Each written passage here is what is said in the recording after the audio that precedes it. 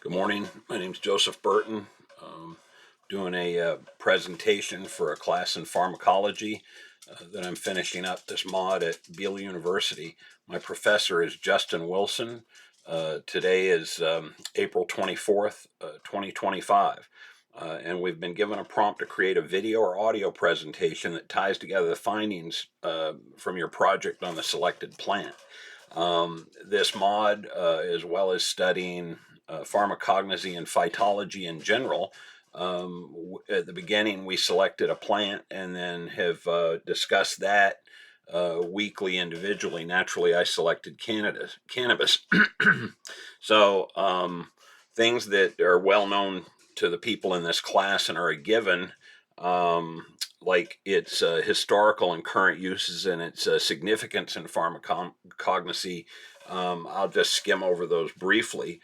I would like to reference my source materials, even though we're not doing this in an APA or written format. So I'll tell you, the sources that I've used and hold them to the camera. So that you can see this. This is one called History and Medicinal Properties of Cannabis. It was by Anna Svijic and Gianna Bauer. It's from 2024. Let's see. July to December 2024 from Pharmacognosy Reviews. And it's a pretty good overview. Talks about the origin of cannabis. It talks about its discovery of its first use in ancient China about 2700 BC or 2900 BC is when it was first seen in writing, and the therapeutic effects were first described in Chinese writing. But in fact, it had existed in archaeological finds as far back as 12,000 years ago, but they couldn't prove use for psychedelic or intoxicating means. Most of the evidence that they'd found at that point indicated that the hemp was being used in every other fashion in human life, as a food source, as fiber for ropes and clothing and so forth. So likely it was used in a recreational manner and in a psychoactive manner back then, but we really don't have evidence until about 2900 BC. But that continued on through and continued through almost every culture known to man since. It was ubiquitous in India and in the Ayurvedic medicine that's still practiced today. It was written about in papyruses in ancient Egypt with medicinal uses detailed, including for relief of menstrual cramps in women, migraine headaches.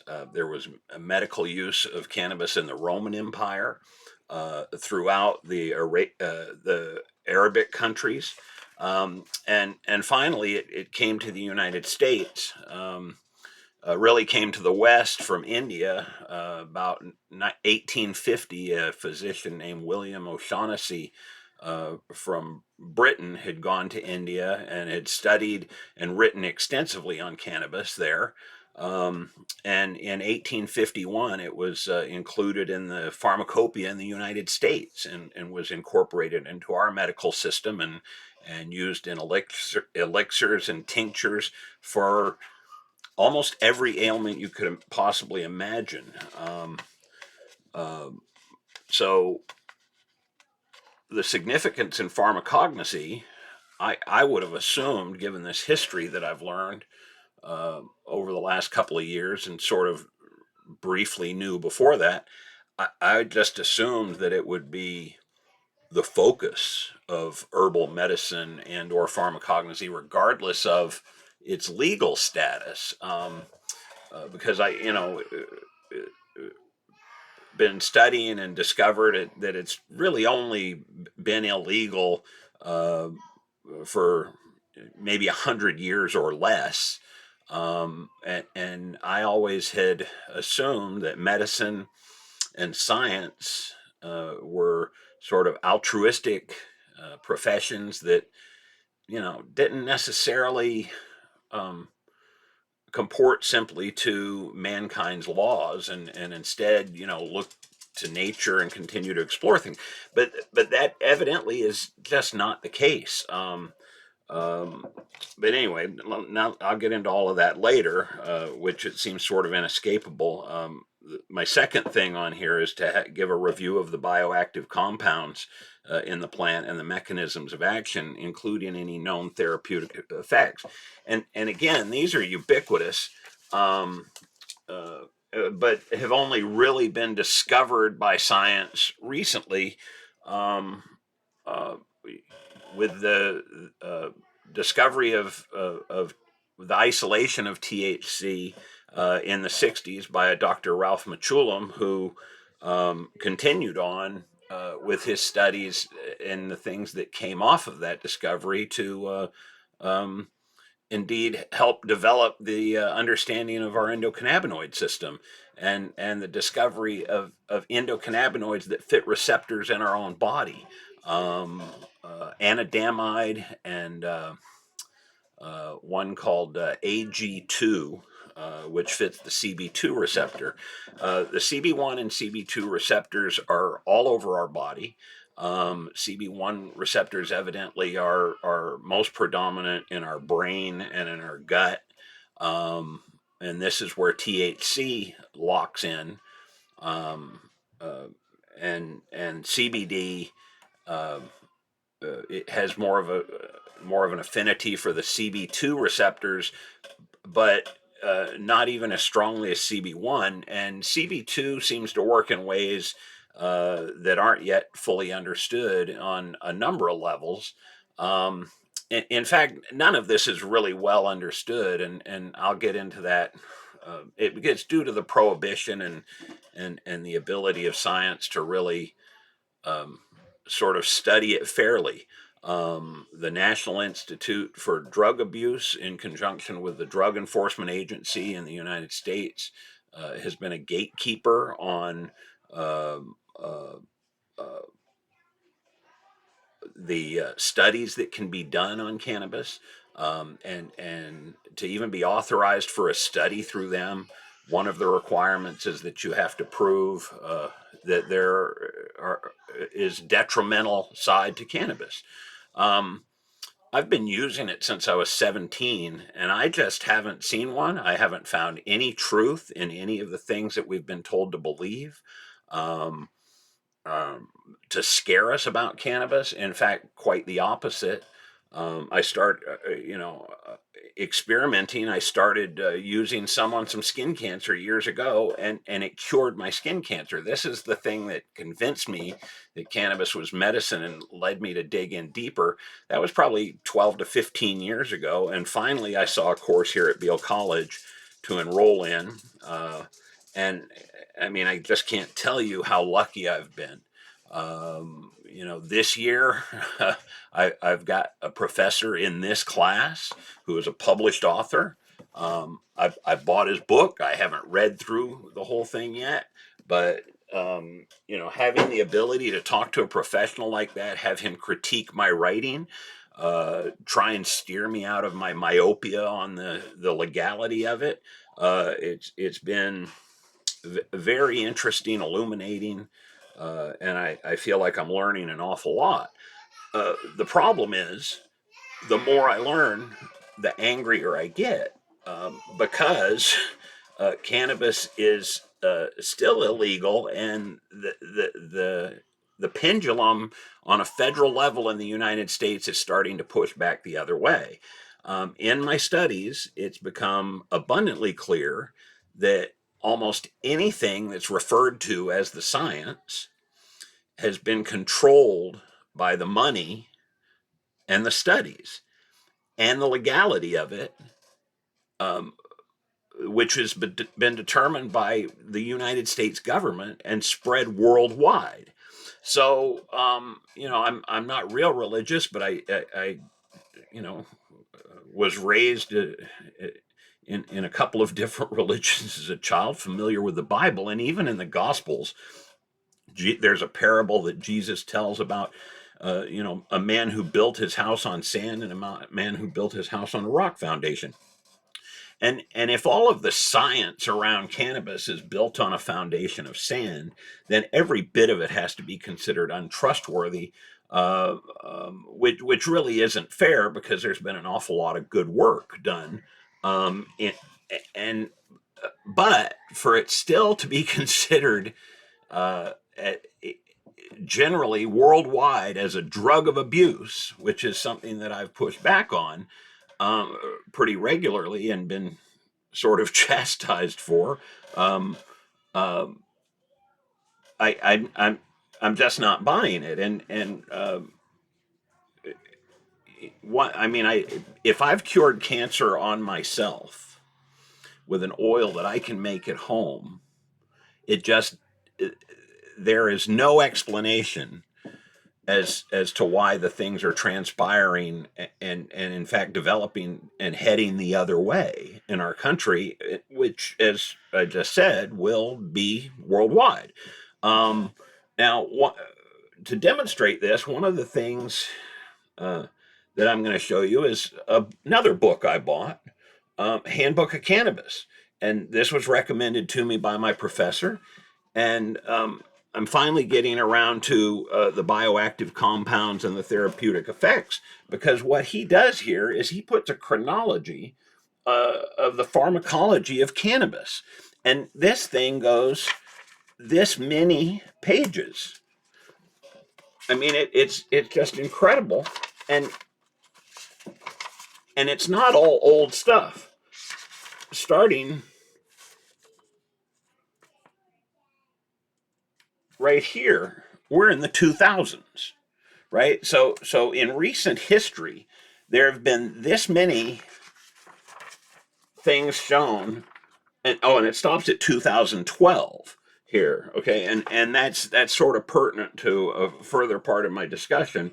The discovery here in 2012, a study by Lewicki et al. In 2012. The synopsis is CBD equals standard antipsychotic. Okay. Now, I'm going to go.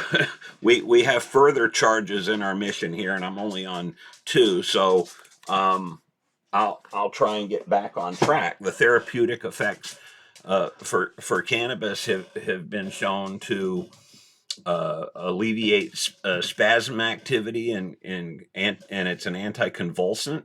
Um, it helps slow down degenerative nerve diseases like ALS and MS. Um, it can be used for insomnia if you need to sleep. Cannabis will help you do that.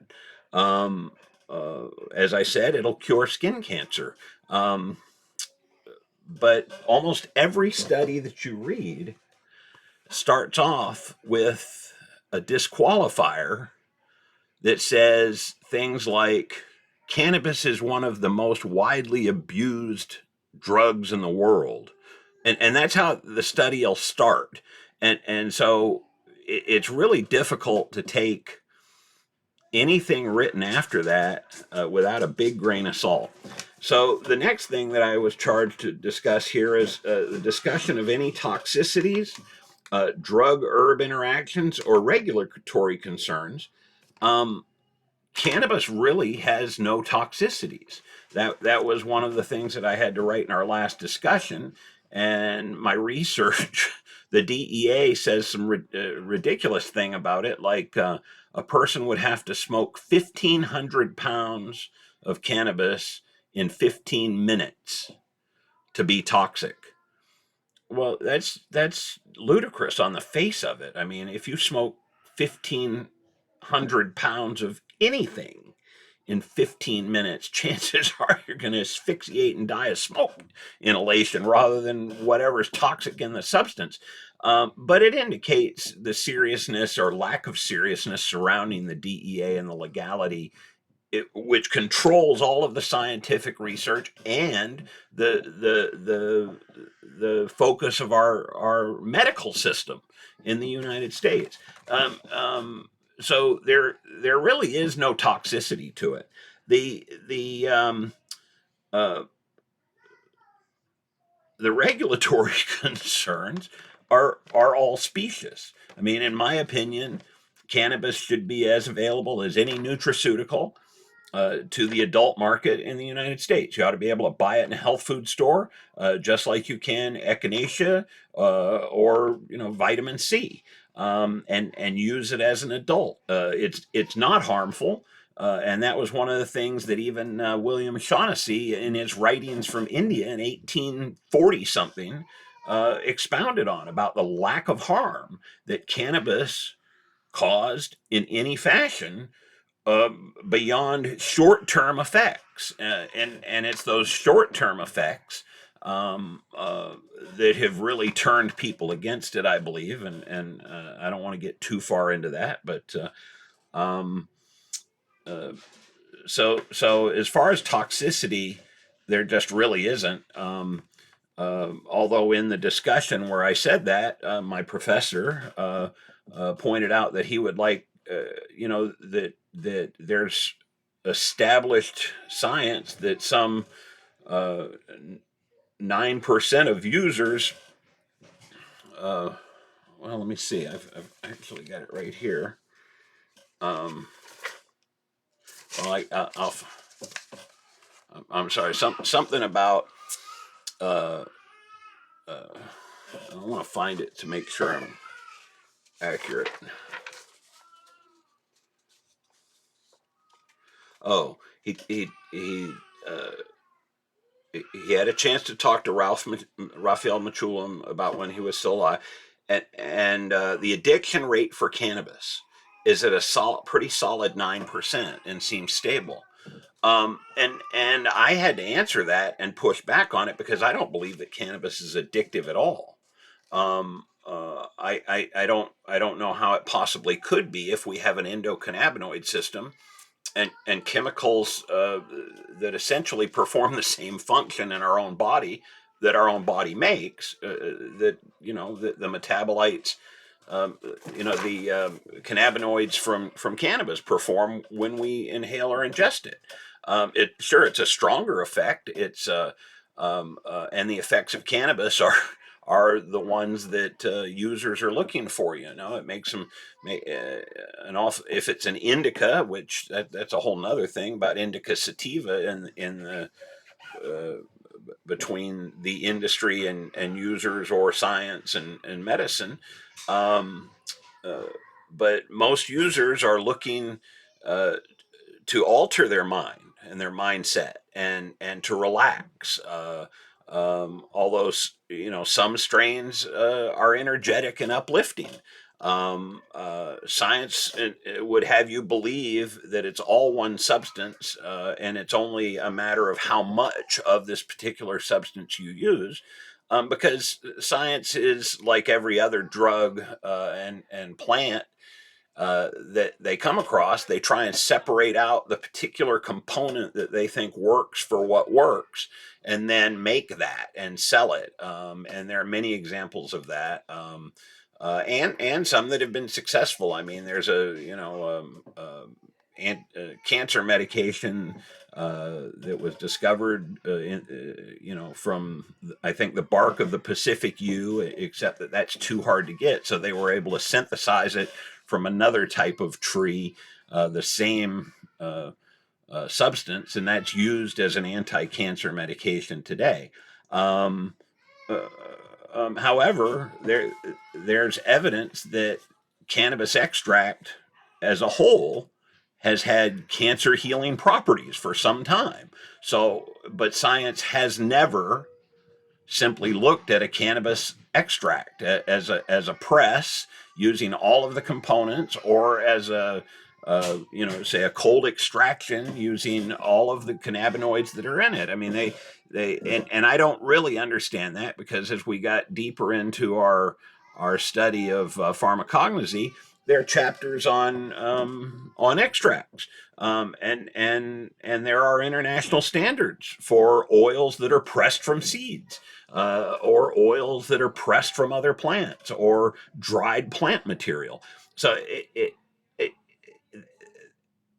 the only thing clearly that has kept cannabis from being treated like these other plants, whether it's ginkgo, or dandelion, or myrrh, or what have you, is the legality of it, and the legality of it is specious and based on ignorance, and morality, and the desire to try and control people. The first place that I could find where cannabis was attempted to be regulated was in India, where they were trying, but not because it was bad. They wanted they were trying to regulate its export to get money. So that was the very first attempt at trying to regulate cannabis, and indeed it was the various levels and strains were talked about by O'Shaughnessy of whether it was a lower level combination of cannabis with other foodstuffs, or a more pure extract of the highest quality, which they were doing back in the 1800s. They were doing essentially the same thing that the cannabis industry is doing today, just with a lot less technology. Um, so the next thing that I'm supposed to go to is a reflection on quality control and standardization and the challenges important of these practices in herbal medicine. Um, Quality control and standardization is going to be an issue writ large in America, because our government is being decimated at the moment. Science is being eschewed and rolled back, and ignored. Scientists are being followed, and I mean being fired, and not followed anymore, and um, so any regulations of, of anything are a little worrying. The next thing on here is a global perspective. Compare how your plant is regulated and utilized in different regions, and the implications of these regulations for scientific research and therapeutic use. I mean, I've been over that extensively already. Um, um, but for the global perspective on how it happened, I mean, you can go right back to this really brief paper here, and it's got a great summary. I mean, the uh, you know right now in America, cannabis is scheduled still with heroin. As a Schedule 1 drug listed as having no medicinal value, and no therapeutic use, and not being prescribed by doctors, which is patently false. We know that, um, uh, but that um, stance is being bolstered, and I'll go into that a little further later. But right here, the first time that cannabis was linked with opiates on the world stage was at a conference in uh, uh, 1912, and it was actually a conference on opium, when they tried to link cannabis in, and with the regulations and the treaties that were being sought at that point. It didn't work. But in 1924, there was an international accord, and this time at the request of the Egyptian delegation.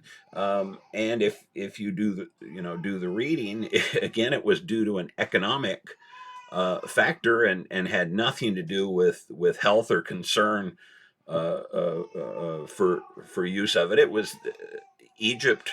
Egypt wanted strict controls around it because people were bringing cheap hash into Egypt, and they wanted to control the pricing of it. Um, um, so that was sort of the beginning on the international stage. And then a man named Harry Anslinger and the forces in America, which had really started this. The force in America really started writing about it in the early 1900s and 1910s. They were more religious and moral tomes against Indian hemp and the slothfulness and laziness that um, uh, seemed to create in users. And this was about the same time that capitalism was rising and the Protestant work ethic was being touted and coined as the future of America, and certainly cannabis flies in the face of the Protestant work ethic. Um, and I believe that at the very root of it, that's why it's illegal. Um, um, and then we exported that around the world. Um, I have a friend who I've known online for some 15 years, who's a professor at a university in Japan. Just saw him in Jamaica this past January. He's a cannabis user in Japan, which is very rare and very dangerous. But that's how we got to be friends online, is because uh, we like the same music, and he could tell by my public posts because it's legal here in Maine, and so started messaging me, and we're friends. And he has a brother who grows it in the South and brings it up to him near Tokyo, but he's dependent only on his brother. He claims he hides it from his wife, although I think that that's highly unlikely. But we've had a number of conversations on it. It's highly illegal in Japan, but besides just the legality of it, it's frowned upon societally. He said that if he admitted that he smoked cannabis publicly, that he would lose his job at the university, he would be disgraced in his family, his wife would divorce him again, which I doubt because, like I say, we were just in Jamaica. But that is how it's viewed in Japan. He didn't even realize that all of that is due to General MacArthur rewriting their constitution following World War II. The United States has exported our canophobia around the world and changed cultures because of this. Um, uh, I just can't abide reading about cannabis without thinking about these things, regardless of how many times I've worried about getting arrested myself, depending on which state I have to be in. So, my apologies again to my professor for all of these things being tied up. But when we're talking about a global perspective, again, it's our fault. Okay, now a little bit of this got pushed back on around the millennium because of other issues like pollution and climate change, and all of a sudden we started looking for green resources and things where we weren't going to kill our planet, and oh, lo and behold, hemp, which is just cannabis, um, and had been used by mankind for all of our existence for many, many, many, many things, started to make a resurrection. Because we're killing ourselves with our scientific separation of individual molecules to make specific plastics. In fact, yesterday there was a major gas spill down in Houston, Texas, of a colorless, odorless gas, two tankers leaking, that are toxic and carcinogenic, and consist entirely of man-made manipulated gas to make rubber.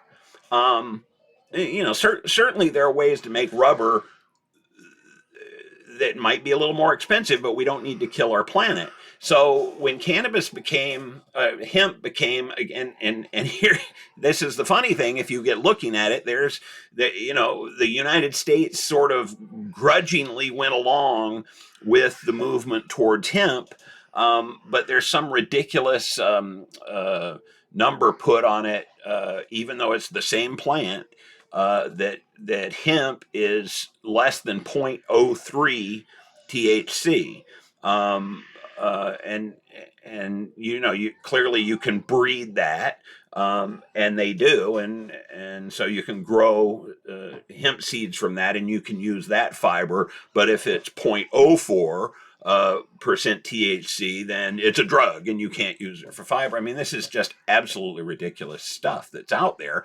And the world community realized this and started pushing back a little bit on it around the millennium. And in fact, countries started legalizing it. I mean, Canada has a very liberal attitude towards cannabis that's developed over the last 25 years, whereas America, we got a little bit of movement from certain states and so forth, but the pendulum's swinging back the other way, which again, I'm going to talk about, but try not to take up a full hour of your time here. So the global perspective, much like the United States perspective, needs fixing. Um, um, for scientific research and therapeutic use and the good of human health writ large. Okay. So 6, I've been giving you this all along. A personal reflection on your understanding of pharmacognosy has evolved throughout the course. Although let me reference that, because if you're watching this, you wouldn't know this. Although my professor does, as the this book that we got right here, um, Pharmacognosy and Phytotherapy, and it's a brand new edition for 2024. This is the book that seems like it purposely omitted cannabis. And I got to tell you, I was really looking forward to learning all of this stuff and seeing all of the diagrams about cannabis, learning about how the traditional medicines and things like that, just not there. I mean, so within the first week or two of discovering this, I wrote the authors and said, "What the heck?" And I got back 3 responses, all blaming regulations, right, and working under constraints of this EU uh, uh, code or whatever. Um, but I thought scientists and particularly um, uh, people who were studying plant medicine couldn't possibly omit cannabis. And 3, the 3 that did write me back acquiesced to my horror, and admitted that indeed cannabis should be in here. And one of them went so far as to say that he was going to push to have its own chapter in the next publication of this. But we'll see. But this was my first foray into pharmacognosy and phytotherapy. Um, and if you go look, the fields don't really incorporate cannabis. There are a few writings about it here and there, mostly from outside of our country. Um, but this is, it's just the way that our culture has evolved, and it's just so terrible that another example that I had right out of the gate, it actually happened to me last weekend. Went to Las Vegas and was in the largest dispensary in the world, is how they advertise it. And then I was in their gift shop, and I came across this 50 plants that heal, and I thought, hey, that's great for my pharmacognosy class, right? I mean, these things have each plant on it, and full color detail, and then you turn it around, got a big description on it about what it could do and all its uses and everything. Guess what plant isn't in this? Cannabis. And this was originally produced over in France, and then this is published from England. So this isn't from the United States, and it's not the. I mean uh,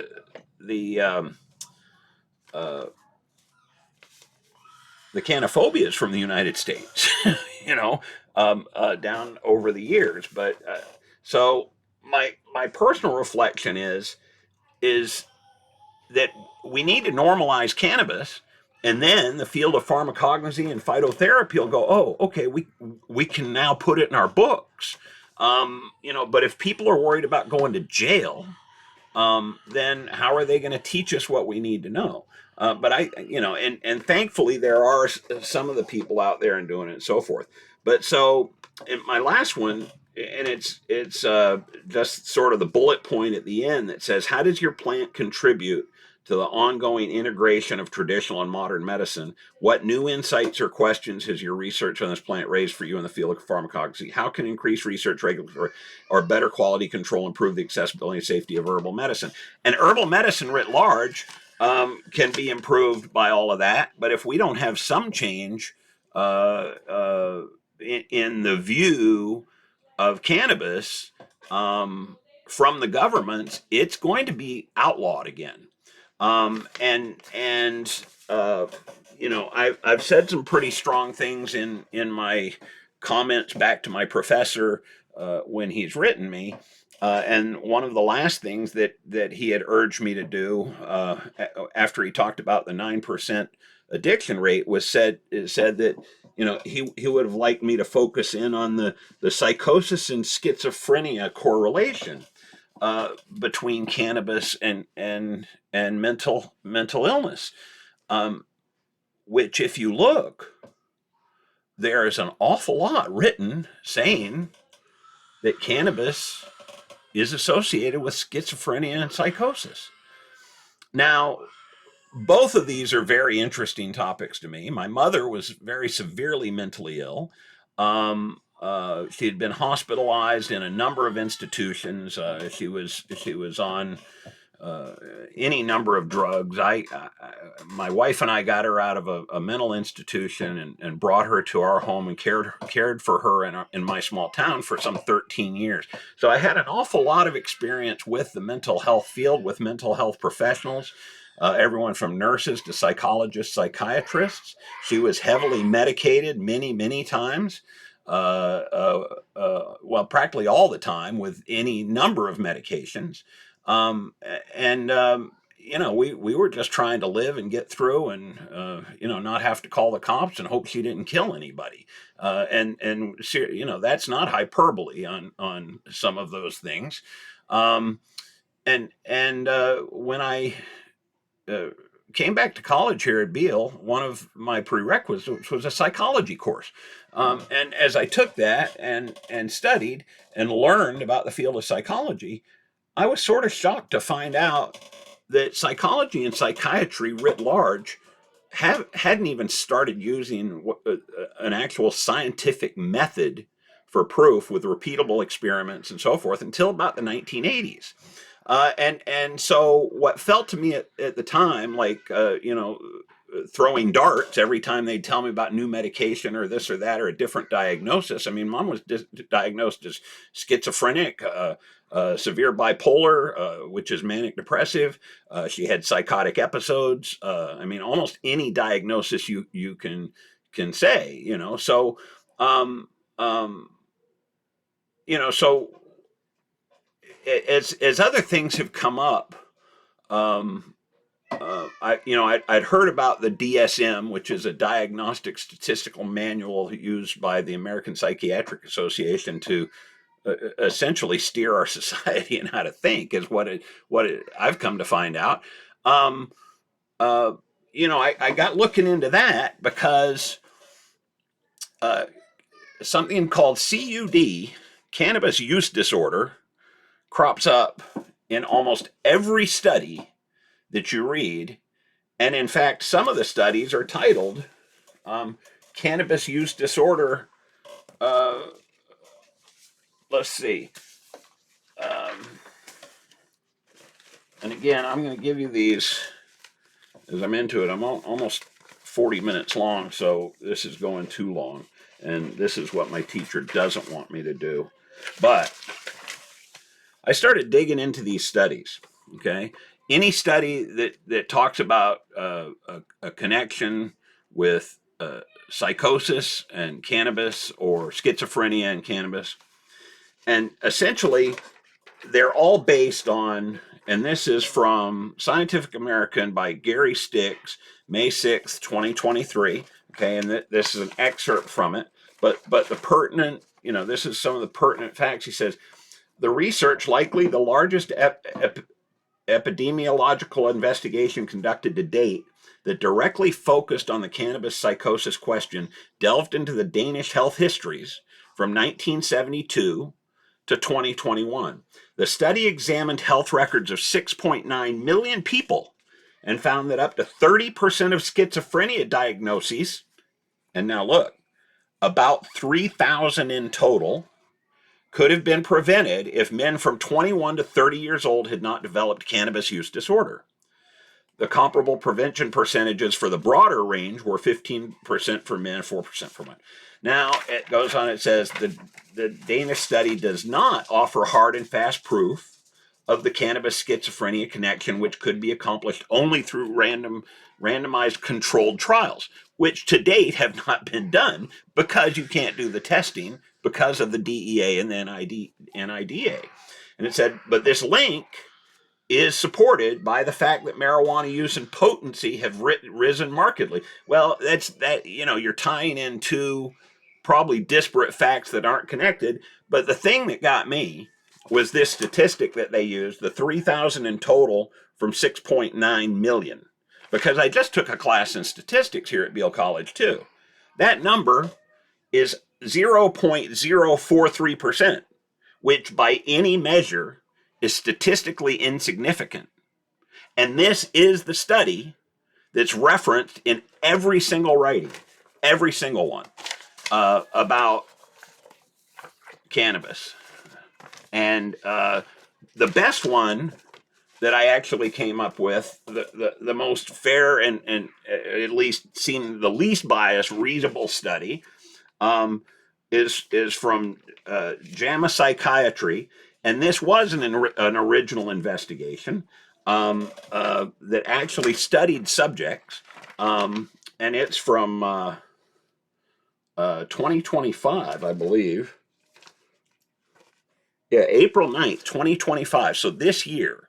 And I just got this study, and it says, it's titled "The Convergence of Cannabis and Psychosis on the Dopamine System." And certainly, cannabis does cause some temporary psychosis. I mean, that's what we're smoking it for, to alter our reality, and so the colors are brighter and the music's better, and things like that. Now, is that wrong? I don't think so. But I bet most medical professionals would say getting high is not healthy for you. But so as you look through, and even all of these people had to relate their own experience, and they talk about they use so many acronyms that it's really hard to read unless you go back and you find it out. But it said they did find that perhaps the dopamine system is affected by cannabis and by psychosis. But the conclusion says that there's no link. It says in this cohort study, results suggest that let me go back to this. Cannabis use disorder. People with CUD. I forgot to tell you that. The fairest study that I found talks only about people with CUD, your cannabis use disorder. So now we have to go to the cannabis use disorder, right, and talk about that, because this is direct from the DSM, the Diagnostic Statistical Manual, that really was, as I came to find out, and I wasn't, I guess, that shocked to find out that it was analogous in time to my caring for my mother, and all of my trials and tribulations in the mental health field. That started around in the mid 80s, and the DSM was written its third, only its third revision in 1980, and then another one in 1994, and another one in 2013. Right. So in 1994, and each time the pages were expanded incrementally. I mean, it's just incredible. I wrote them all down, but I don't really want to take you through all of them. But it started in 1952. There were 130 pages, 106 disorders, and then by 2013, we had 947 pages and well over 410 disorders. So the disorders that were known and identified by psychiatry, and some of these, are one of them is cannabis use disorder. So I want to talk about that and show you that. And here is the cannabis use disorder DSM-5 criteria. Cannabis is often taken in larger amounts or over a longer period than was intended. Huh? I mean, that doesn't make any sense to me. I've taken cannabis for 47 years and as much as I can possibly take. And so I don't know who would intend to do less or how you would judge that. Secondly, there's a persistent desire or unsuccessful efforts to cut down or control cannabis use. Well, that's simply describing a lack of human self-control, right? Because there's nothing addictive about cannabis. There just isn't. Although my professor said that I argued the definition of addiction with him because in my lifetime that's changed. Addiction used to apply to physical addiction and people understood that. If it was something that your brain controlled and that your body didn't need, people actually called it psychological addiction. That's done. Addiction now applies to both physical and psychological addiction, and I believe that part of that is to wrap cannabis and other non-addictive substances into the control of this DSM, right? Um, uh, Next is a great deal of time is spent in activities necessary to obtain cannabis, use cannabis, or recover from its effects. Well, all that would be about is availability, legality, and education, which, I'm not going to go through all the rest of this, but I just don't believe that there is an actual cannabis use disorder, even though it's a diagnosed mental condition according to the American Psychiatric Association. But so is delusional disorder. And a good portion of our country had delusional disorder for quite some time. And if you go look up delusional disorder in the DSM, you'll find out that it's a person who essentially functions normally in all of their life except for one delusion. And anybody who thinks that Donald Trump didn't lose the 2020 election had delusional disorder. The APA, American Psychiatry, all the doctors and scientists in the country and in the world ignored the delusional disorder of half of America for 4 years, and now here we go again. So I just have an awful hard time separating any of these issues.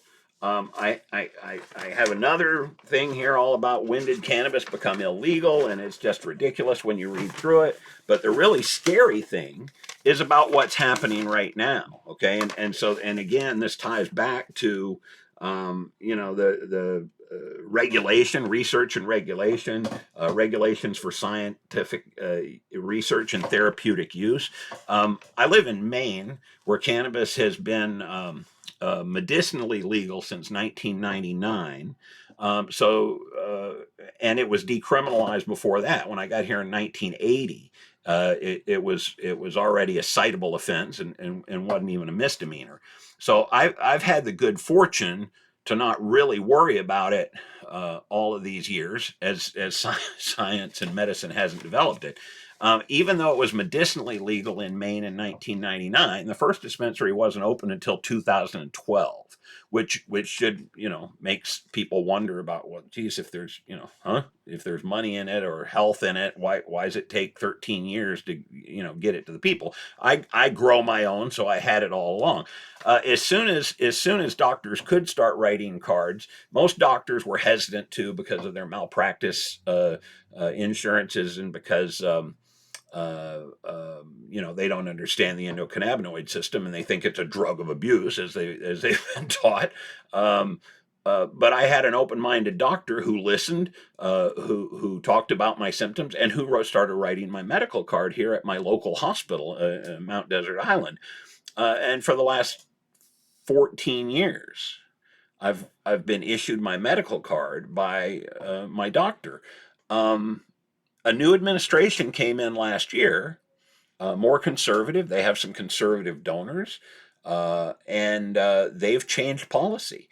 And they no longer are going to write medical cards, and they thought the concern was well, you can get medical card other places, and that's really not the point. The point is that my doctor and my hospital is not incorporating cannabis as a frontline medicine for me. I'm having to do that for myself, in spite of all of the information in front of us that it's good for you and it's helpful. I apologize for my myopia on this, but it's going to get worse. My wife has a home daycare, which I suspect you might know if you've been hearing the kids screaming in the background as I've been doing this. And so we had to get certified for CPR recently. On the end of a 3-hour class, as our 30 plus odd year nurse certified by the American Heart Association to give us CPR started talking about drug overdoses and naloxone and so forth, she had a throwaway line in there, and stay away from the pot because it'll kill you.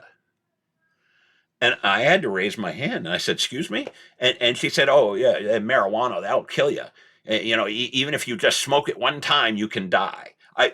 I'm not exaggerating one bit.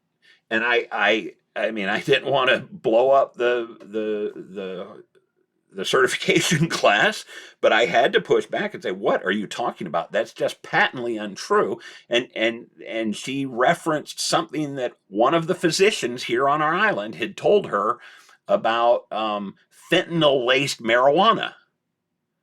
And that blew my mind. I said, why would anyone put fentanyl in marijuana?